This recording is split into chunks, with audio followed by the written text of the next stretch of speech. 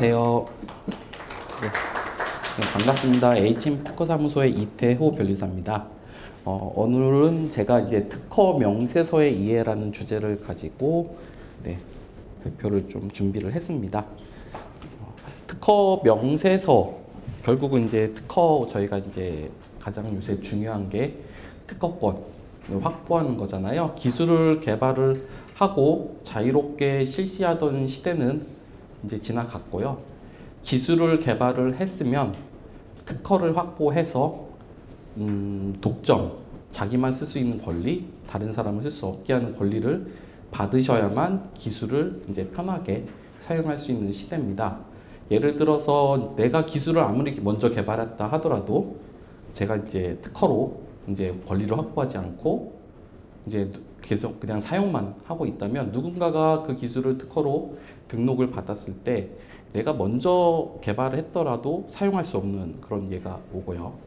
그 다음에 이제 특허 관련해서는 이제 내가 어떤 부분을 개발을 하고자 할 때 예전에는 기술을 개발하기 위해서 이제 논문이나 다양한 아티클을 보실 텐데 이제는 특허를 봐야 합니다. 특허에서 분명히 기술들이 공개된 게 많이 있습니다. 그래서 특허를 보고 내 연구 개발 방향을 봤을 때 중복되는 그런 중복 문제가 있는지 해서 연구의 이제 중복 기술 방지 목적으로도 특허를 사전에 봐야 될 필요가 있고요. 그러면 이 특허라는 부분은 어떻게 봐야 되냐? 저희 기술이 특허가 되면서 이제 문서화가 됐습니다. 특허는 이제 보이지 않는 지식재산권인데요. 얘를 이제 권리로 어떤 뭐 부동산 등기처럼 구역을 딱 설정을 해주기 위해서는 기술이 이제 글로 표현이 돼서 경계가 확정이 되고 그 글이 이제 특허에 이제 이제 특허청에 등록이 돼서 이제 공지가 되면서 이 사람은 이러한 글로 된 이제 기술이 이제 권리를 가지고 있구나를 확인할 수 있거든요. 그래서 저희가 특허를 낼 때도 이 특허 명세서를 어떻게 구성되어 있는지 확인할 필요가 있고 향후에 연구 개발을 할 때도 앞선 특허들이 어떻게 구성되어 있는지 내가 뭘 주의해야 될지를 보는데 좀 중요한 그런 문서가 되고 있습니다. 그래서 이제 개요와 간단한 작성법, 그 다음에 특허 출원 시에 어떤 내용으로 출원이 되고 있는지를 사례를 좀 발표 드리도록 하겠습니다. 특허 명세서 개요입니다. 특허를 이제 권리화를 시키기 때문에 이제 법으로 이 특허를 등록시키는 모든 방법이 법으로 규정이 되어 있고요. 그래서 저희 특허법에서는 출원을 하기 위한 서류에 대한 모든 기본 조건 사항들도 법으로 다 지정되어 있습니다. 그래서 특허법 42조를 보면은 특허를 받고 싶은 사람은 다음 각호 사항을 적은 출원서를 특허청장에 제출해야 된다. 그래서 내가 특허를 받고 싶으면 특허 출원서라는 문서를 만들어야 된다. 이렇게 법으로 지정되어 있고 그러면 특허 출원서에는 무엇이 들어가 있냐? 보시면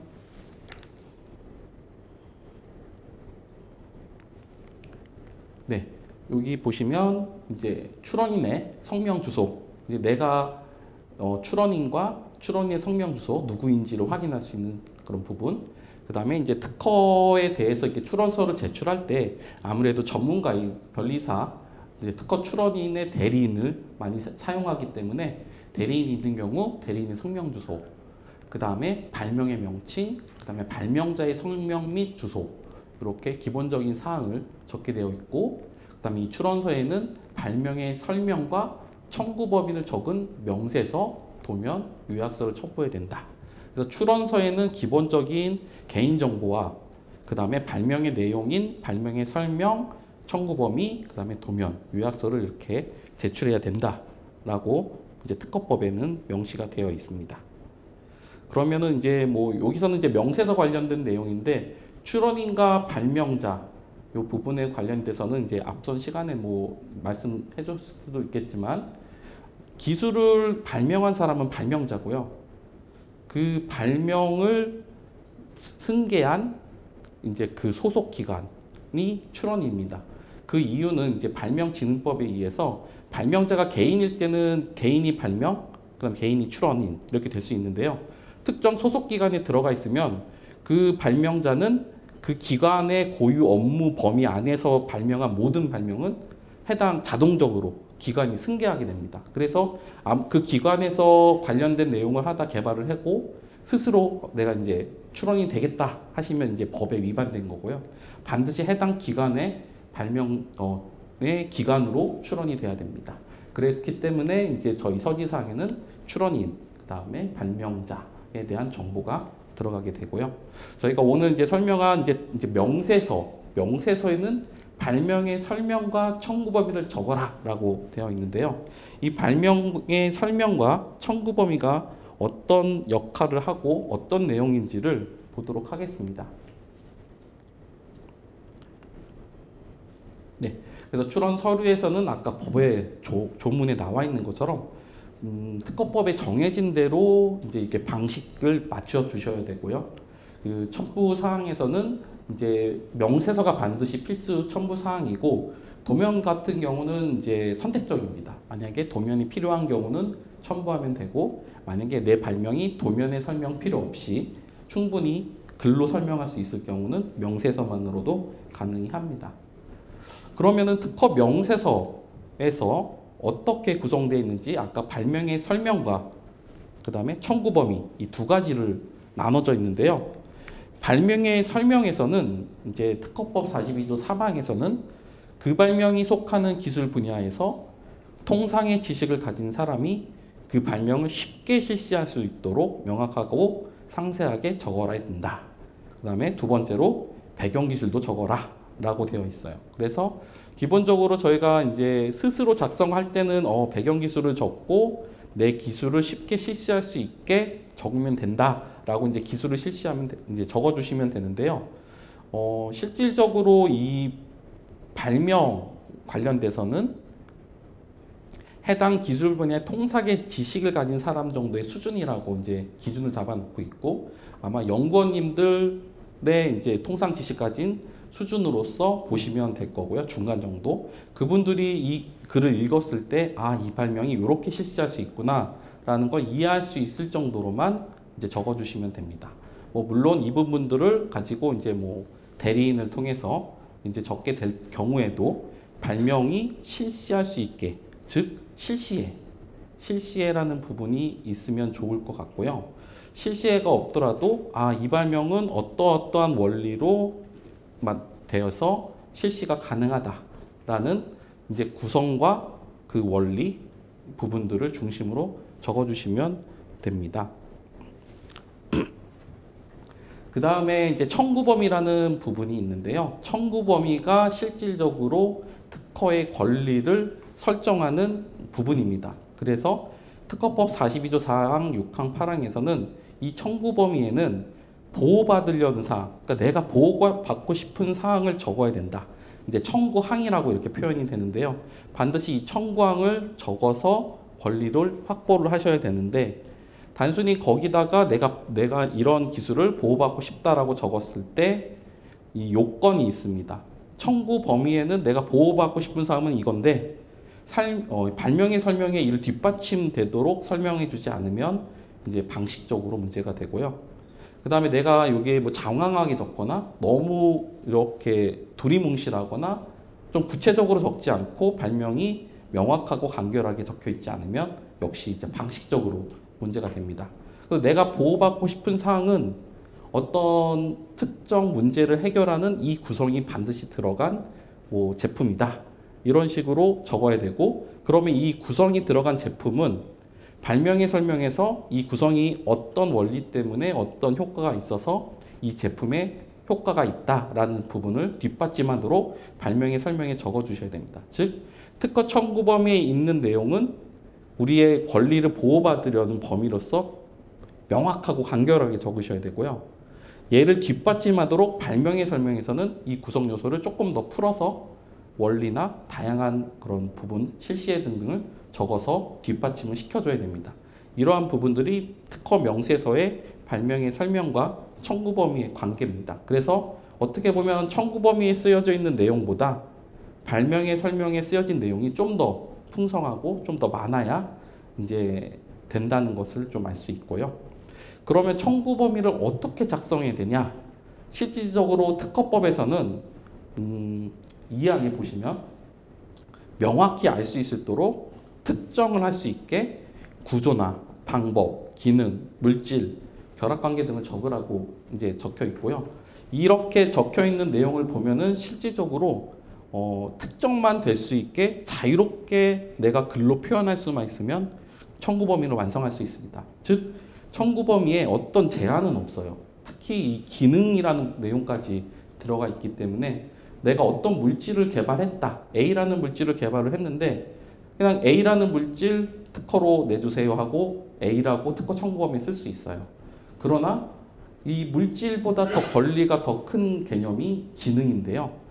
이 A라는 물질은 난 개발했지만 이 물질이 어떤 기능을 하기 때문에 내가 A라는 물질을 개발했을 텐데 그러면 이 기능이라는 부분을 가지고 청구항을 작성해서 내가 이러한 기능을 가지는 모든 물질을 내 권리로 갖고 싶다라고 청구 범위에 적을 수 있어요. 물론 이제 너무 광범위하면 이제 뒷받침이 안 된다. 뭐 이런 뭐 내용이 나올 수는 있지만 내가 최소한 A라는 물질만 개발했다고 A를 특허로 받는 것이 아니라 A랑 유사한 기능하는 B, C, D도 실질적으로 이 청구 범위에 다 우리가 청구를 해볼 수 있다는 겁니다.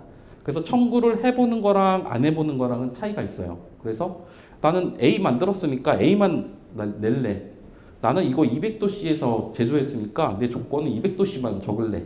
이렇게 적게 되면은 향후에 내 권리는 너무나 좁게 되고요. 필요하다고 인정되는 여러 가지 구조, 방법, 기능, 물질을 가지고 이제 표현을 해서 보호받고자 하는 사항을 여러 가지 형태로 적게 되면은 내 권리가 좀 더 넓게 강하게 보호받을 수 있습니다.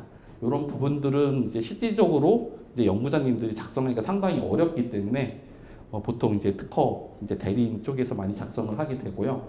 그렇지만 이 내용에서는 이 청구 범위는 이렇게 설계해 줬으면 좋겠다. 아니면 이런 내용이 더 포함됐으면 좋겠다라는 부분들을 발명자 분들이 먼저 언급을 해 주시면 이제 특허 대리인들이 기술을 개발하는 분들이 아니라 그분들은 이제 저희가 변리사들은 기술을 개발한 걸 가지고 어떻게 하면 좀 더 권리를 넓게 보호받을 수 있는지 글로 만드는 그런 부분에 중점을 두고 있기 때문에 서로 상호 보완적으로 좀 더 좋은 이제 청구 범위를 만들기 위해서는 발명자 분들도 청구 범위는 이러한 부분들을 넣으면 좋아지는구나를 알고 계실 때 더 좋은 이제 특허 권리를 만들 수 있다고 보고 있고요. 그 외 기재 방법은 뭐 대통령령으로 정한다고 했는데 이런 부분들은 이제 실질적으로 뭐 여러 가지 뭐 이제 선택적으로 유연하게 좀 적혀 있는 부분들이 있습니다. 그래서 명세서의 역할을 좀 보시면 이 발명의 설명과 청구 범위는 결국은 발명의 설명은 기술적 내용을 공개하는 기술 문헌입니다. 그래서 실질적으로 뭐 논문이라고 보시면 돼요. 논문에서도 기술 내용을 공개하잖아요. 그럼 발명의 설명도 기술 내용을 공개하는 문헌입니다. 그리고 청구 범위는 보호 범위를 정확히 명시하는 권리서입니다. 그래서 여기서는 청구 범위가 권리가 되기 때문에 정확하게 어떻게 권리가 명시되는지 그 부분을 확인할 필요가 있고요. 그래서 여기서 잠깐 먼저 질문을 한가 드리면 그럼 발명의 설명과 청구 범위가 이게 다 기재가 되어 있는데요. 그럼 청구 범위에 이제 A라는 구성과 B라는 구성을 포함하는 이제 발명을 청구를 했고 발명의 설명에서는 이제 A라는 구성과 B라는 구성이 이제 포함되는 그런 발명에 대해서 막 설명을 하면서 이게 C라는 구성도 또 좋다라고 막 설명이 같이 돼 있어요. 그렇게 되면은 이제 이 특허 명세서에서는 발명의 설명에만 기재된 기술 내용이 있게 되잖아요. 그럼 이 C라는 내용은 이제 특허권으로 보호를 받을 수 있을까요? 보호를 받을 수 있다는 분 한번 손 한번 들어주세요. 보호를 받을 수 없다. 네. 답은 보호를 받을 수 없습니다. 그래서 발명의 설명에 아무리 A, B, C, D 이 중요한 구성 요소들을 다 공개를 했더라도 나는 청구 범위에 A랑 B밖에 보호를 받지 않을래. 이건 내 의사잖아요. 청구 범위에 보호받을 구성을 적으라고 했지. 발명의 설명에다 보호받을 구성을 적으라고 하진 않았습니다. 특허법에서는. 그리고 권리는 청구 범위에만 인정해 주겠다고 되어 있습니다. 그래서 발명의 설명에 내가 아는 여러 가지 기술적인 특징들을 많이 적어 놓더라도 청구 범위에 드러나지 않는다면 그 부분은 권으로 보호받을 수 없습니다. 자, 한 가지 질문 더 드릴 텐데요. 일단 출원이 됐어요. 청구 범위는 A 플러스 B고 발명의 설명에서는 뭐 A 플러스 B랑 뭐 C랑 다 이렇게 돼서 출원이 됐어요. 중간에 이제 뭐 심사 결과가 나와서 잠깐 이제 뭐 의견 제출 통지라는 과정이 있는데 이때 봤더니 발명의 설명에 이 C라는 부분을 권리로 받고 싶다. 받을 수 있는 방법이 있을까요? 없을까요? 없다 하시는 분. 받을 수 있는 방법이 있다. 네. 이제 요 출원 업무를 좀 많이 해보신 분들은 당연히 있다고 하시는데요. 제가 이제 중간에 한 말이 심사관이 심사 결과 중간에 출원이 지금 진행 중인 거예요. 끝난 게 아니라 중간에 의견 제출 통지라는 중간에 과정을 줄 텐데 이때 보면은 출원인한테 기회를 주는 겁니다. 권리가 지금 등록을 이대로는 못 준다. 또는 뭐 여러 가지 부분을 좀 보완해야 된다. 이런 기회가 있을 때 내가 C라는 발명의 설명에 있는 부분을 청구 범위로 왜 있는 부분을 작성을 해서 보정이라는 그런 부분을 통해서 권리를 올릴 수 있습니다. 그래서 저희가 처음에 봤을 때 문헌을 보고 이제 뭐 대리인들이 뭐 대리를 할 때 중간 과정 봤더니 청구 범위에 내가 A 플러스 B만 이렇게 보호받게 돼 있는데 라고 돼 있을 때 뭐 이런 중간 사건 과정 중에서 C도 한번 권리로 받게 해주세요. 요청을 한다면 아마 특허 대리인 쪽에서 그 부분 고려해서 청구 범위에 반영을 하게 되고 그렇게 돼서 C도 등록을 받게 되면은 이제 향후에 등록 결정 이후에 권리로서 이제 보호받을 수 있게 됩니다.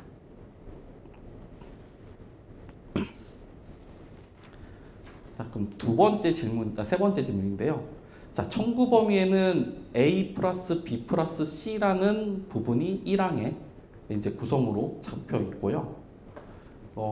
그런데 이제 등록을 받았어요. A 플러스 B 플러스 C라는 구성으로. 그러면은 누군가 구성의 일부 구성인 A 또는 A 플러스 B 또는 A 플러스 C만 이제 실시하고 있다면 나 A 플러스 B 플러스 C라는 구성으로 나 등록받았으니까 너네 이거 사용 못해 라고 할 수 있을까요? 할 수 있다는 분. 할 수 없다. 네. 자, 어느 정도 이해를 많이 하신 것 같은데요.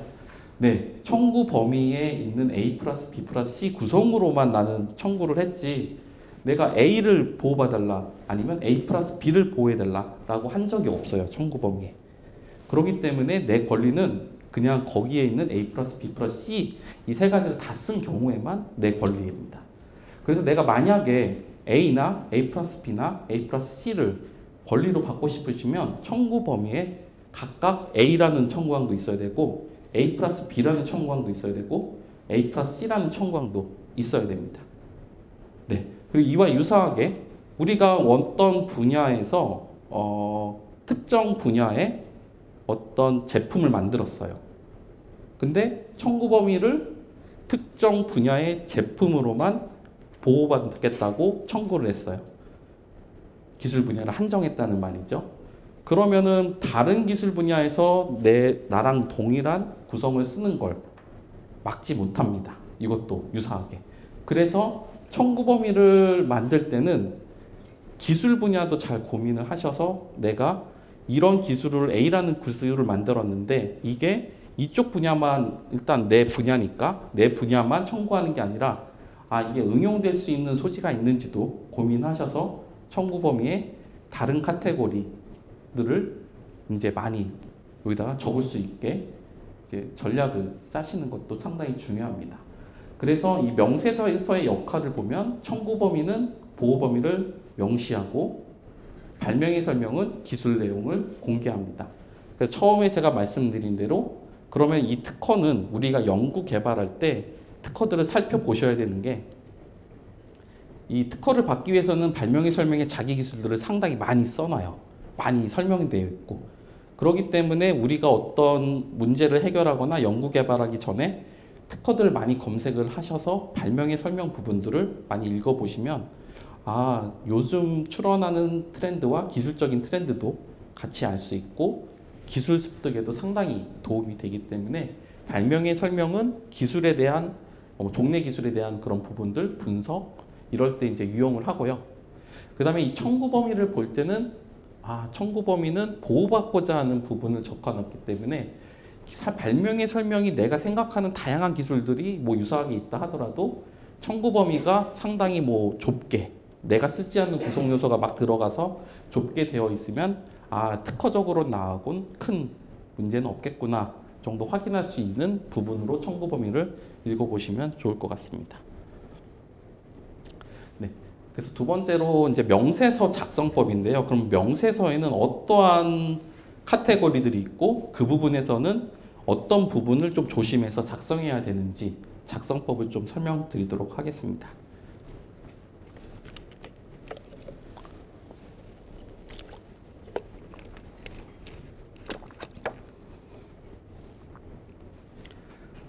네, 요새는 이제 전자문서로 이제 출원이 진행이 되고 있어서 예전에는 이제 특허청 사무소에 이제 막 문서 이제 종이로 됐을 때는 프린트 해가지고 해당 그 마감 시간까지 달려가서 제출하고 했는데요.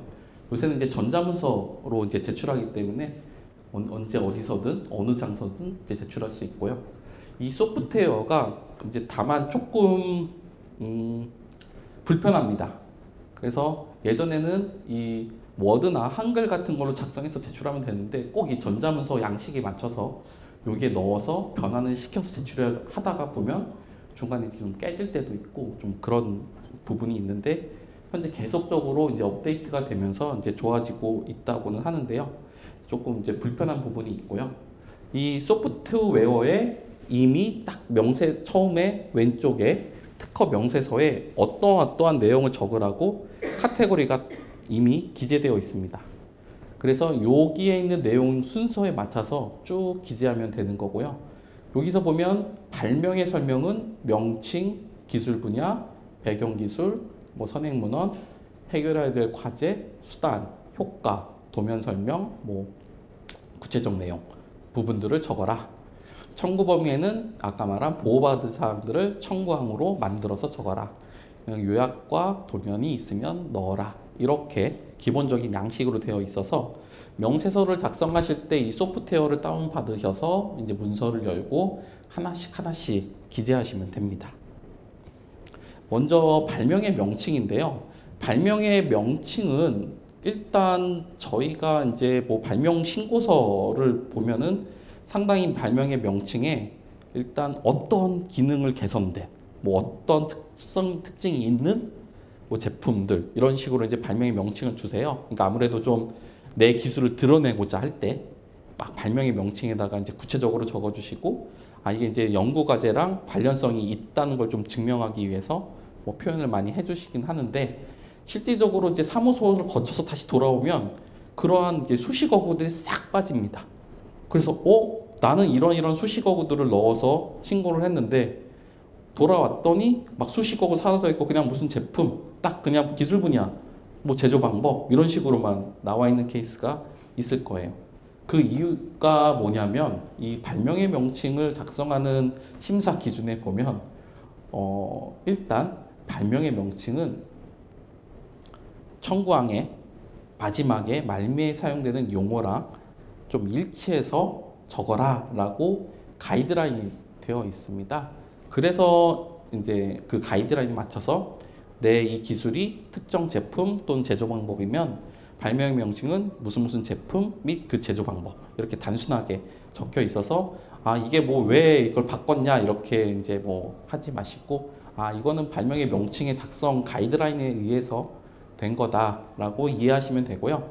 그렇다고 하더라도 내가 정말로 그 명칭에다가 난 이런 키워드를 좀 넣어서 좀 드러내고 싶다 하실 때는 요청을 하시면 됩니다. 그러면은 발명의 명칭에 뭐 어떤 기능이 개선된 어떤 걸 이용해서 뭐가 활용돼서 특징으로 하는 뭐 무슨 제품 이런 식으로 명칭은 쓸 수가 있어요. 뭐 이렇게 법에 위반되는 경우는 아니기 때문에 다만 이제 케이스적으로 보면은 이제 기업에서는 특허를 내고 내 특허를 남들이 쉽게 찾아내기를 원하진 않아요.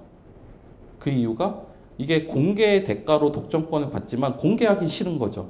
이 두 가지 이런 반대적인 마음이 있기 때문에 그럼 발명의 명칭에다가 내 기술 다 적어놓고 하면 너무 쉽게 뭐 경쟁 기업에 찾아가지고 아 얘네 이거 썼네 하면서 분석 들어가고 막 우리도 개발해야지 아니면 피해야지 하게 될 거잖아요. 근데 단순하게 그냥 뭐 휴대폰 이렇게만 딱 썼으면 그냥 또 휴대폰 출원했구나라고만 하지 기술 내용이 뭔지 명칭에서부터 분석되지 않잖아요. 그래서 기업 같은 경우는 발명의 명칭을 상당히 기술 내용을 숨기면서 쓰는 거를 좀 선호하고요. 그 다음에 나는 이 기술을 좀 많이 빨리 기업이든 어디든 내 기술을 빨리 서치해서 내 기술을 가져가게 만들고 싶다.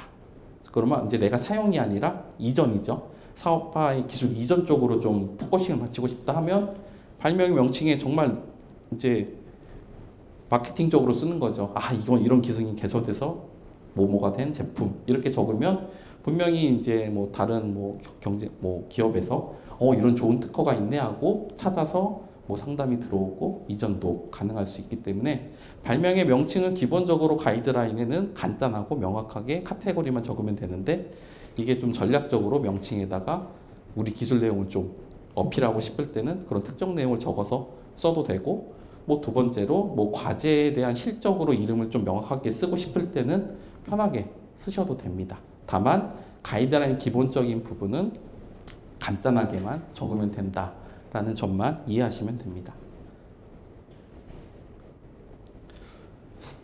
그 다음에 기술 분야도 역시 마찬가지고요. 기술 분야에서도 우리 발명 기술을 다 적으시는 분들이 있어요. 명세서에 보면 그러면 이미 뒷부분은 안 읽어도 되거든요. 이 우리 기술 분야는 뭐 이 조성물을 만드는 건데 이게 어떤 구성을 통해서 어떤 효과가 있다. 막 구성과 효과를 다 넣어서 기술 분야에 적으시는 분이 있는데 이런 거는 이제 뭐 법에 위반되는 건 아니지만 가이드라인은 그냥 명확하고 간결하게 내 기술은 어디 기술 분야다 라는 부분만 적으면 되는 거고요. 이 발명의 배경이 되는 기술은 실질적으로 명세서 작성할 때 권리서이지만 등록을 받기 위해서는 심사관은 설득을 해야 돼요. 그래서 저는 이 명세서가 너무 몸이 건조하게 적는 것보다 어떤 문제점이 있다. 그래서 이러한 문제점을 내가 이렇게 개선을 했다라는 이제 설득을 하기 위해서는 이 배경 기술에는 뭐 내 이쪽 기술 분야에서는 뭐가 쓰여지고 이렇게 막 구체적인 것보다 현재 이 기술에서는 이러한 문제점이 있다라는 거를 가장 어필을 하셔야 되고 적어 주셔야 됩니다. 그리고 이 기술을 해결하기 위해서 너무나 어렵다. 너무너무 어렵다. 그러니까 배경 기술은 배경을 그냥 쓰는 게 아니라 내 걸 등록받기 위한 배경이에요. 그래서 내가 이걸 개발했는데 이게 원칙적으로 너무 어렵다. 이슈다. 이런 문제 때문에 정말 못 만들고 있다. 이런 이제 못 만드는 문제점을 많이 적어 주셔야 심사관이 처음에 쫙 읽으면서 이쪽 기술 분야에 정말 이게 어렵네.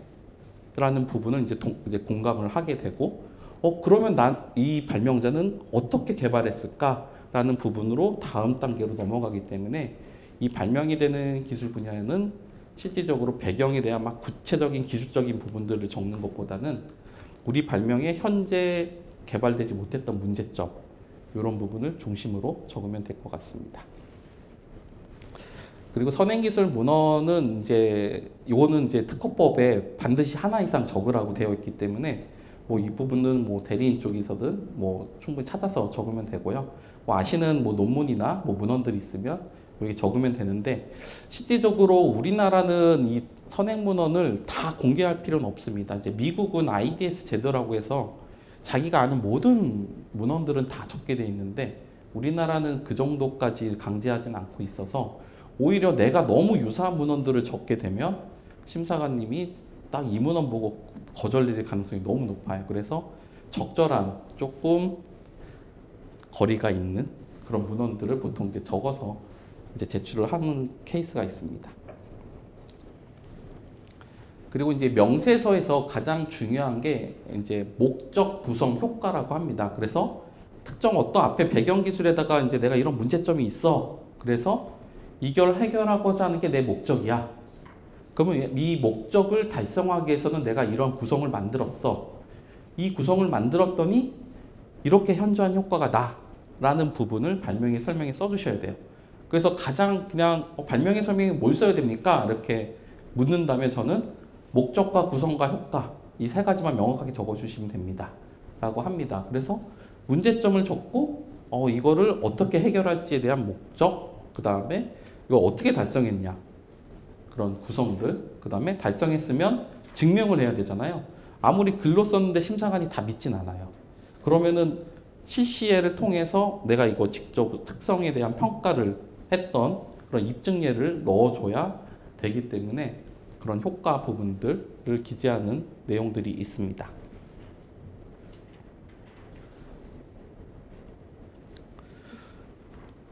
그리고 이제 저희 이제 작성을 하다 보면 만약에 실질적으로 명세서를 작성을 할 때 글로만 작성하면 기술은 무형인데 이걸 글로 표현한다는 게 너무 어렵거든요. 그래서 중간에 필요한 게 이제 이런 도면이라는 부분인데요. 도면은 이제 개념도를 만들 수도 있고 도식도를 만들 수도 있고 어떤 구성들을 이제 표현하는 그런 좀 개념적인 부분들을 만들어 놓고 이 보이지 않는 무형의 제작권을 도면으로 먼저 표현을 한 다음에 이 도면을 다시 글로 풀었을 때 조금 더 명확하게 우리 기술들을 잘 설명할 수 있어서 도면을 많이 사용하고 있고요. 뭐 제조 방법 같은 경우는 뭐 플로우 차트로 순서도로 좀 만들기도 하고 특정 뭐 소자 같은 경우는 뭐 이런 방망이 단면도들, 그 다음에 제품 같은 경우는 뭐 사시도를 이용해서 구성 요소들을 좀 표현을 하는 케이스가 있습니다. 그래서 이런 부분에 만약에 도면이 만들어졌다면 간단한 설명을 적으라고 되어 있고요. 이 발명을 실시하기 위한 구체적인 설명에 이제 그동안에 제가 썼던 모든 내용들을 적어줘야 되고 여기에는 청구 범위가 뒷받침될 수 있도록 자세하게 적어야 됩니다. 그래서 내가 보호받고자 하는 사항이 이런 내용이다라는 부분을 이 구체적인 설명에 막 적게 되는데 또 심사관이 믿으려면 근데 내가 직접 만들어 봤어 아니면 실험해 봤어 라는 제조예나 실험예가 하나 이상은 반드시 좀 들어가는 게 좋을 거고요. 그 다음에 이에 대해서 어떻게 효과가 나왔는지에 대한 입증예들을 넣는 게 좋을 것 같습니다. 그러나 반드시 그 제조에 실험예가 필요하냐 이런 또 질문이 있어요. 일단 개념 특허 이거 특허 가능합니까? 라는 질문도 많이 있어요. 근데 이제 개념 특허라는 거는 이제 특허법의 정의로 봤을 때는 개념이잖아요. 개념이고 이걸 실질적으로 구체화한 게 아니기 때문에 개념 특허는 특허받을 수 없다고 말하는 게 정답이고요. 다만 내가 만들진 않았지만 이렇게 글로 표현했으면 도면이나 글로 표현됐을 때 충분히 이거는 실시가 가능할 정도로 만들어진 구체화가 됐다라면 특허를 낼 수 있어요. 예를 들어 내가 장비를 안 만들었는데 이 장비에 요거 붙이면 상당히 도움이 될 것 같아.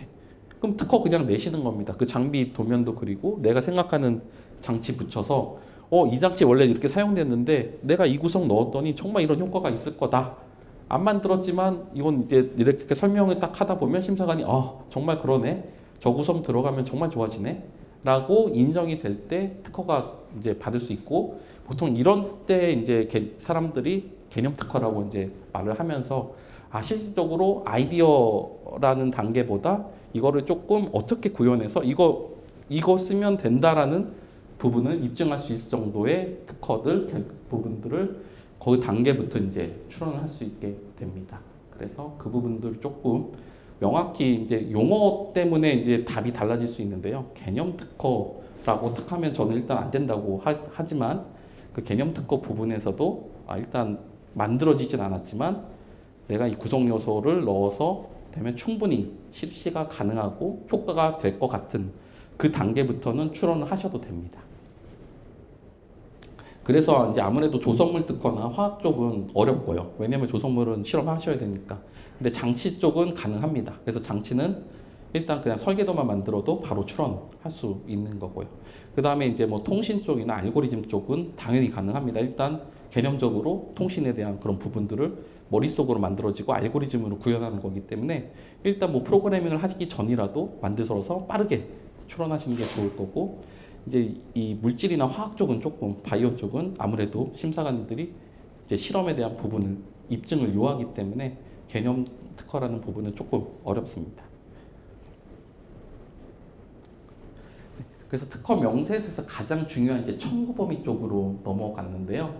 이 청구 범위는 이제 보호받고자 하는 사항, 청구항이라고 해서 하나만 보호받고 싶으신 건 아니잖아요. 그래서 여기서 다항제라고 해서 1항, 2항, 3항, 4항에서 계속 적을 수 있어요.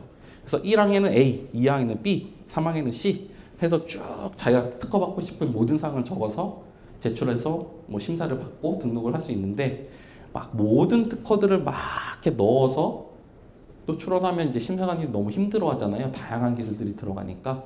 그래서 이제 그런 부분을 좀 방지하고자 뭐 1특허 출원주의라고 해서 동일한 기술적인 부분에 상응하는 카테고리로만 이제 출원을 할 수 있게 됩니다. 그래서 내가 A랑 발명과 B라는 발명 전혀 생뚱맞은 기술들을 한 출원 명세서에 적게 되면은 향후에 이제 뭐 방식 위반이 나와서 뭐 분할 출원을 한다든지 아니면 지워야 된다든지 문제가 있고요. 내가 A라는 기술적 특징을 가지고 다양한 이제 상응하는 여러 가지 그런 기술들은 여러 청구항을 통해서 만들어낼 수 있습니다.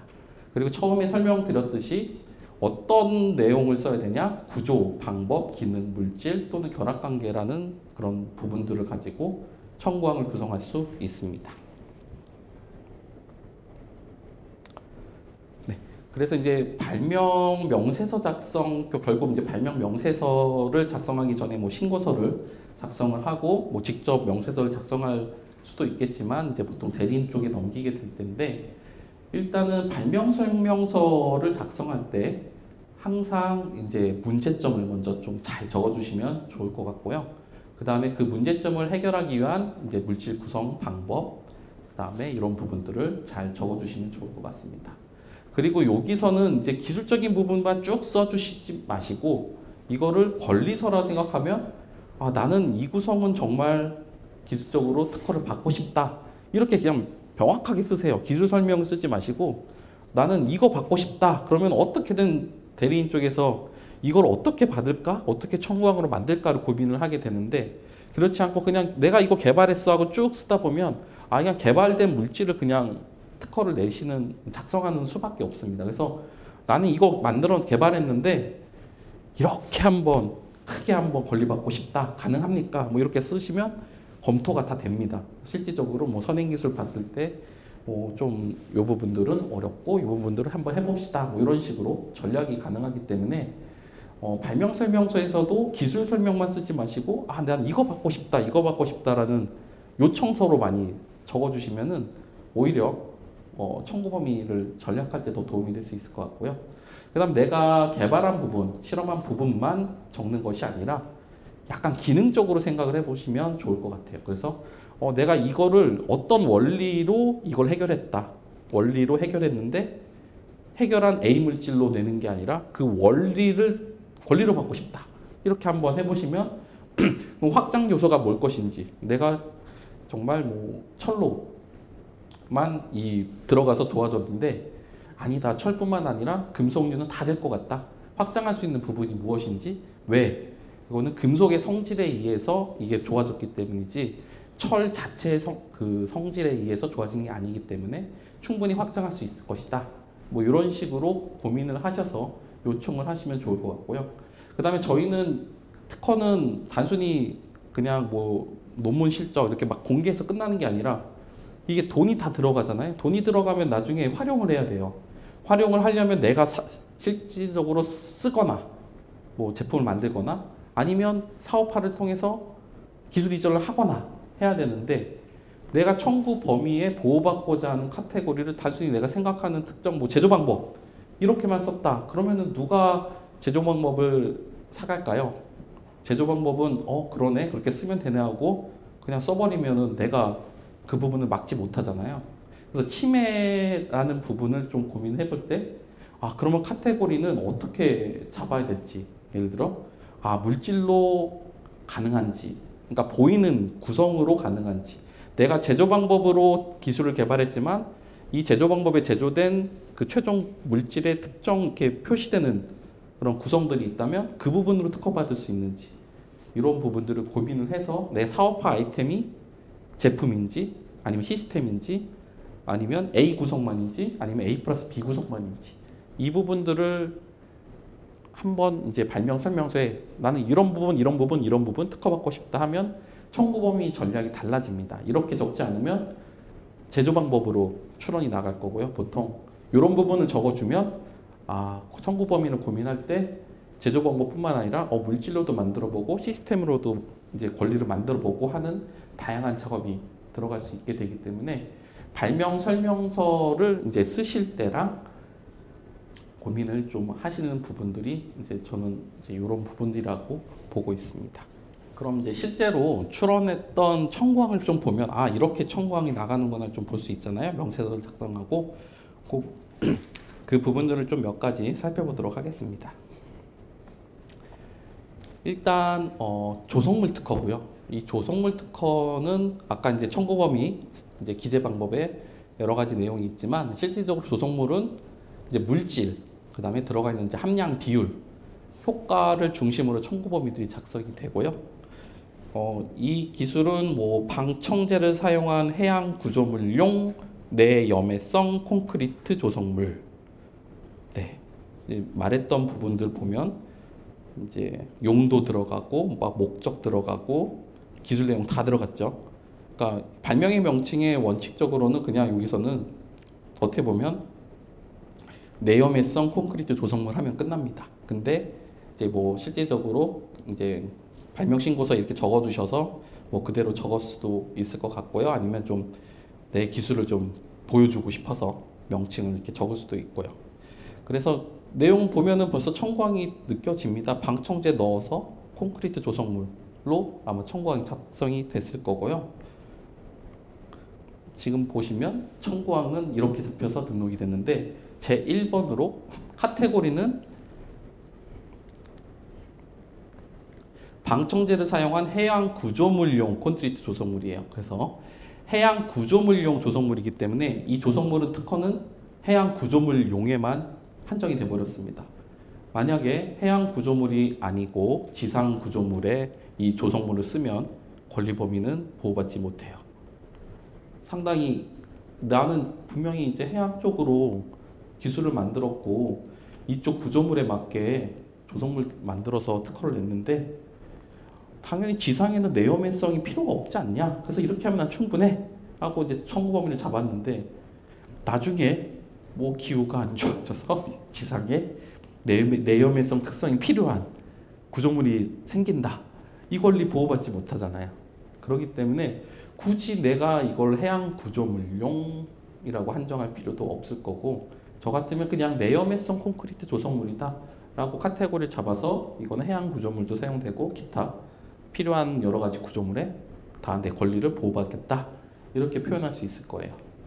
그리고 이제 구성 요소를 보면은 시멘트 포함하는 결합제, 골재, 칼슘 알루미네이트, 방청제. 아까 제목에 방청제가 들어가서 아마 특허를 낸 것 같는데 수용성 증점제, 프로필렌 글라이콜 이런 구성 요소들을 포함하는데 뭐 여기서 얘가 뭐 건조 수축에 대한 부분 제어하면서 효과적인 부분 들어가고 추가적인 구성으로 뭐 질석 분말 표면에 폴리메타크리산이 코팅된 질석 분말 뭐 이런 구성도 들어가서 함량도 좀 한정이 돼 있고 해서 조성물과 함량 효과적인 부분을 청구항으로 잡아서 등록을 받았습니다.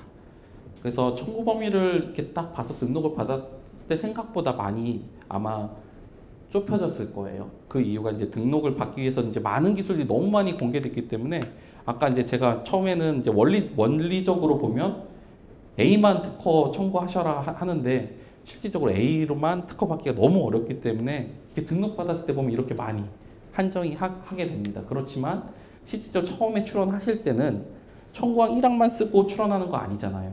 열항, 10항도 쓰고 막 15항도 쓸 텐데 거기서 좀 공격적인 청구항을 몇 개 넣고 등록받을 수 있는 청구항을 중간중간에 좀 구체적으로 넣으면 향후에 더 크게 받을 수도 있고 아니면 적절하게 보호받을 수도 있기 때문에 처음에 출원 명세서 할 때 너무 좁게 작성한 생각은 좀 지양하시는 게 좋고요. 그다음에 뭐 등록은 어쩔 수 없이 뭐 선행기술과 심사관의 그런 결과에 따라서 이렇게 많이 좁혀지긴 하는데, 일단 조성물 특허는 조성물과 함량, 그다음에 효과 이 세 가지만 잘 기재되면은 청구 범위로 작성할 수 있다는 거. 그다음에 카테고리는 우리가 확장성을 잘 고려해서 한정을 할 필요가 있는지 보셔야 된다는 거. 이런 부분으로 좀 참고하시면 좋을 것 같습니다. 두 번째는 기기장치 특허인데요. 이제 용기나 장치 특허들은 그냥 구성요소 보이는 대로 구성요소를 잡아가지고 그걸 기능적으로 써서 그 결합관계, 그래서 이게 어떻게 작동하는지 어떻게 구동하는지를 이제 보호 범위로 청구를 합니다. 그래서 이 특허 같은 경우는 뭐 주사 패치 특허고요. 그래서 패치를 기술적으로 설명하기 위해서 이런 이제 개념 도면을 이렇게 넣어가지고 구성 요소를 이렇게 여러 가지로 나눠서 하나하나 이름을 붙여서 청구항을 만들었을 겁니다. 그래서 보시면 얘는 뭐 주사 바늘, 환부에 삽입되는 주사 바늘, 그 다음에 환부에 밀착되는 접촉판, 그다음 주사 바늘이 삽입되는 안내홀, 그 다음에 주변을 자극하는 갑 돌부를 가지는 패치라는 부분으로 구성 요소가 이제 장치의 그런 각각의 구성들이고, 얘네들이 어떻게 기능하는지랑 어떻게 결합되어 있는지 위주로 장치 특허리 적혀져 있고, 통증 경감용 주사 패치라고 되어 있어서 통증 경감용이라는 용어는 뭐 큰 문제는 없을 것 같은데, 일단 주사 패치 관련된 기술은 이런 식으로 이제 장치 특허들은 구성 요소랑 얘네들이 어떻게 결합되어 있는지, 그리고 어떻게 기능적으로 활동을 하는지 그런 부분을 위주로 청구 범위를 잡습니다. 그래서 이제 발명의 설명에 이제 신고하실 때 보면 이렇게 도면을 주고 각 구성 요소들을 자기가 이제 이름을 적고 어떤 기능을 한다라는 걸 발명의 설명서에 적으시면 되고요. 이런 부분들은 보통 이제 기계 쪽 이제 담당 분들이 하시는데, 기계 쪽 분들은 이제 이름을 네이밍을 하는 게 가장 이제 대부분의 이 명세서 작성에 할애를 하시더라고요. 그래서 내가 이 구성이 어떤 기능을 한다. 저 홀이 그냥 홀이 아니라 주사가 들어가는 안내홀이기 때문에 안내홀이라는 표현을 만든 겁니다. 그래서 명세서에서 내 구성 요소가 어떤 역할들을 하는지를 이름으로 만들어서 구성 요소로 만들어서 이제 청구를 많이 하게 되고요. 여기서 좀 주의할 거는, 여기에 내가 만든 전체 구성이 다 한 번에 청구항으로 들어갈 필요는 없어요. 예를 들어서 저 손잡이 없어도 되잖아요. 손잡이 없어도 되는데 손잡이까지 청구항에 넣으면 누군가 손잡이 빼고 나머지로 만들어 버리면 우리 범위를 보호받을 수 없습니다. 그래서 이 청구항에도 1항에는 손잡이가 없습니다. 그래서 오히려 손잡이란 부분은 반드시 필요한 필수 구성은 아니구나. 내가 정말 필요한 건 접촉판과 안내홀과 가압돌부로 통증을 경감시키는 패치면 충분하구나. 이런 식으로 됩니다. 그래서 구성 요소를 설계할 때나 이제 검토하실 때, 이 구성 요소는 1항에서 좀 내려주세요. 이런 요청도 할 수 있어요. 딱 봤더니 5가지 구성을 만들어서 이제 청구항이 작성해서 왔는데, 딱 보더니 1번 구성은 일단 1항부터 내가 청구할 필요는 없을 것 같다 하면 밑으로 내리고, 향후에 그 구성이 뭐 의미가 있다면 올라갈 수 있는데, 정말 필요한 구성만 넣어서 이제 청구항을 작성하는 게 좋을 것 같습니다. 그 다음에 요새 이제 AI, 모든 분야의 AI 특허는 다 내고 있잖아요. 그리고 이 인공지능이 워낙 특허들이 많기 때문에 이쪽도 모든 분야에서 출원을 많이 하고 있습니다. 그래서 근데 인공지능 분야가 AI가 전자 쪽 기술인데, 전자 분야 아니신 분들이 다 AI 특허를 내고 있어요. 그럼 어떤 걸로 내냐? 학습 모델을 모델링한 건 아니시잖아요. AI 인공지능 특허는 기계학습을 시켜서 우리가 수백 번, 수만 번 해야 될 거를 이 기계 모델링으로 학습을 시켜서 이미 어떤 상관관계식을 만들고, 그럼 내가 이제 임의적인 값을 넣으면 걔가 알아서 답을 주는 그런 부분들의 특허를 말하고 있고요. 그러면 요소로서 들어가야 될 게 기계학습을 시키기 위한 데이터, 데이터를 어떻게 가공할 것인지, 어떤 데이터들을 넣을 것인지가 하나의 추론 테마고요. 그 다음에 이 추론 입력 데이터와 출력 데이터로 돌린 기술에 대한 이제 기계학습 모델을 가지고 어떻게 활용할 것인가. 그러니까 활용이 이제 두 번째 테마입니다. 그래서 저희 AI 인공지능 전자 분야 쪽 아니시면 다 데이터 가공 또는 그다음 활용 특허로 많이 내실 거고요. 그렇게 될 경우는 출력 청구 범위는 뭐 입출력 데이터와 학습 모델, 그다음에 상관관계, 그다음에 활용 중심으로 작성을 하게 될 겁니다. 네, 이 특허를 보시면 근적외선 카메라의 해수면 입력 영상으로부터 해양 유류 검출 및 분류 시스템이라고 해서 근적의 카메라의 해수면을 이제 영상으로 찍은 다음에 얘가 알아서 해양 유류의 검출 분류를 답을 줄 수 있게 이제 기계학습 시킨 부분을 특허를 받고 싶다 하신 것 같아요. 그래가지고 영상 촬영부, 이미지 처리부가 이제 이 데이터 관련된 부분이고 얘를 어떻게 검출 분석하는지는 이제 모델링이 들어갔을 거고요.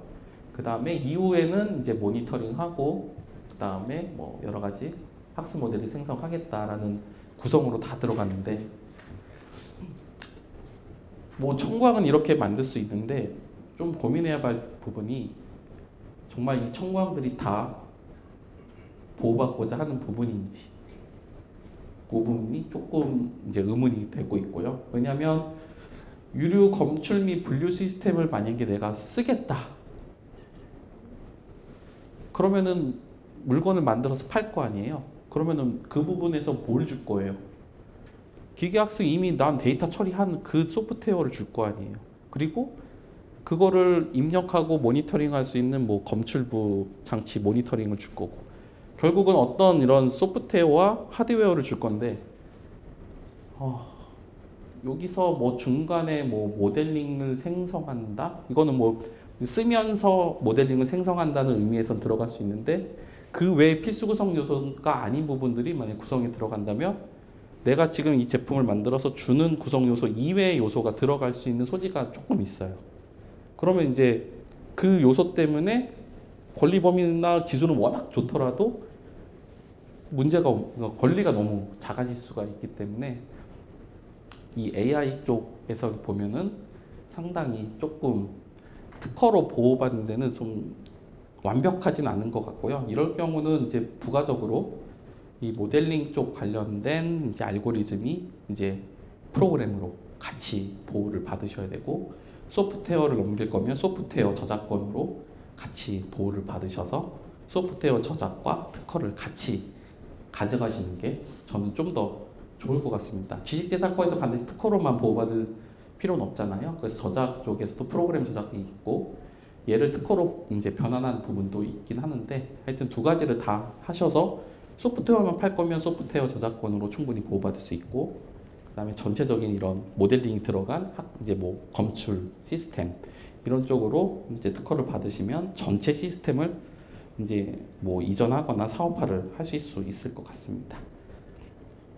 그래서 추론 나갔던 것들을 제가 몇 개 좀 청구항이 만들어진 것과 이런 부분 소개를 해드리면서 실질적으로 명세서 작성하실 때 이런 부분 좀 고민하시면 좋을 것 같다라는 부분들을 좀 말씀드렸고요. 네, 여기까지 제가 준비한 자료입니다.